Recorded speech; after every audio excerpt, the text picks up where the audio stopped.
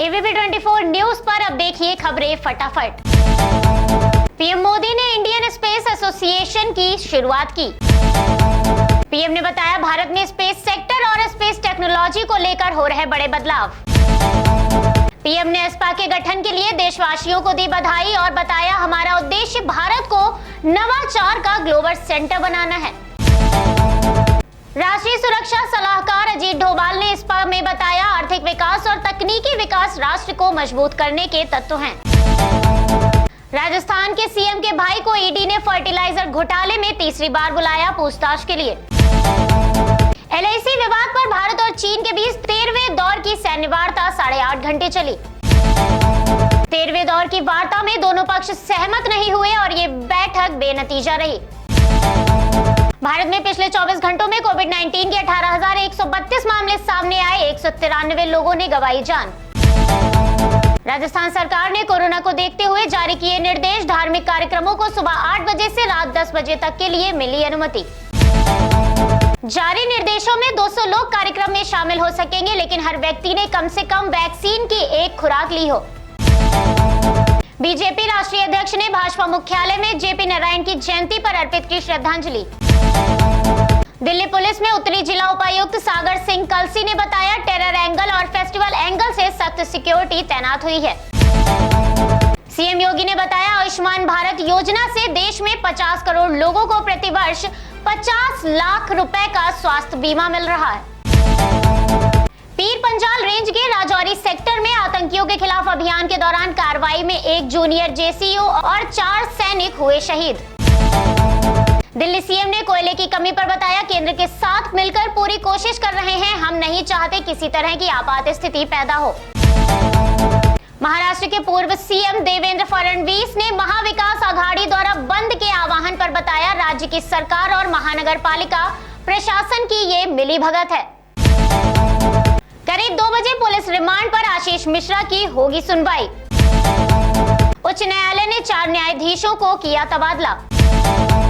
महाविकास आघाड़ी लखीमपुर घटना के विरोध में राज्यव्यापी बंद का किया आह्वान। सिलीगुड़ी में दुर्गा पूजा उत्सव की खरीदारी के दौरान बाजारों में कोरोना नियमों का हुआ उल्लंघन। स्वास्थ्य मंत्रालय के अनुसार राज्य और केंद्र शासित प्रदेशों को वैक्सीन की 96.75 करोड़ से ज्यादा खुराक उपलब्ध कराई गई। जम्मू कश्मीर के कुपवाड़ा जिले के करनाह, जेठगाली और माछिल में भारी बर्फबारी देखी गई। भारी बर्फबारी के चलते जम्मू कश्मीर के जोजिला दर्रे पर सड़कों पर चलना हुआ मुश्किल। लोकनायक जयप्रकाश नारायण की जयंती पर बिहार के सीएम और राज्यपाल फागू चौहान ने अर्पित की श्रद्धांजलि।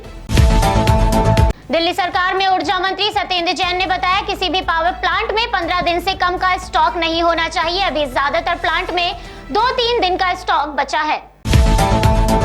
महाविकास आघाड़ी द्वारा बंद के आह्वान के बाद पुणे की सब्जी मंडी में सन्नाटा पसरा रहा। महाविकास आघाड़ी के बंद के आह्वान पर महाराष्ट्र के मंत्री नवाब मलिक ने बताया हमारी मांग और आवाज पर जनता ने समर्थन दिया। कई जगह ये बंद शांतिपूर्ण ढंग से देखा गया। लखीमपुर घटना पर केंद्रीय मंत्री मुख्तार अब्बास नकवी ने बताया कानून मजबूती के साथ काम कर रहा, न कोई किसी को बचा रहा, न किसी को बचाने की कोशिश हो रही है। जम्मू कश्मीर नेशनल कॉन्फ्रेंस के पूर्व नेता देवेंद्र राणा और सुरजीत सिंह सलाथिया, केंद्रीय मंत्री हरदीप सिंह पुरी आदि लोगों की मौजूदगी में बीजेपी में हुए शामिल। महंत नरेंद्र गिरी की मौत के मामले में उनके उत्तराधिकारी से शुरू हुई पूछताछ।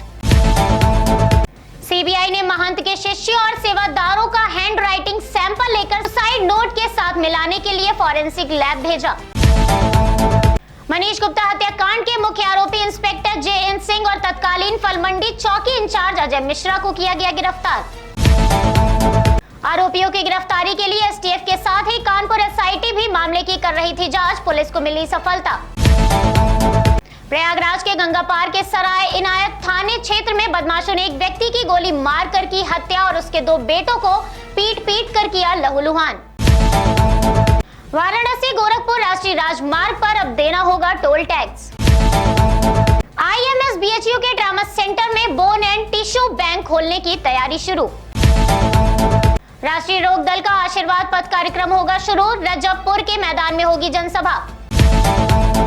आगरा कांग्रेस कमेटी स्थित आयकर भवन पर करेगी मौन धरना। फिरोजाबाद जनपद में बुखार और डेंगू का कहर आया नजर, 48 घंटों में 5 बच्चों की मौत। फिर बढ़े पेट्रोल के दाम, कई राज्य में 100 के पार, जगह जगह विरोध प्रदर्शन शुरू। भारत किर्गिस्तान विकास परियोजनाओं के लिए 200 मिलियन अमेरिकी डॉलर की सहायता पर हुई सहमति। पीडीपी अध्यक्ष ने ड्रग्स मामले में फंसे आर्यन खान के बचाव में जारी किया बयान, 23 साल के लड़के को सिर्फ इसलिए गिरफ्तार किया क्योंकि उसका सरनेम खान है।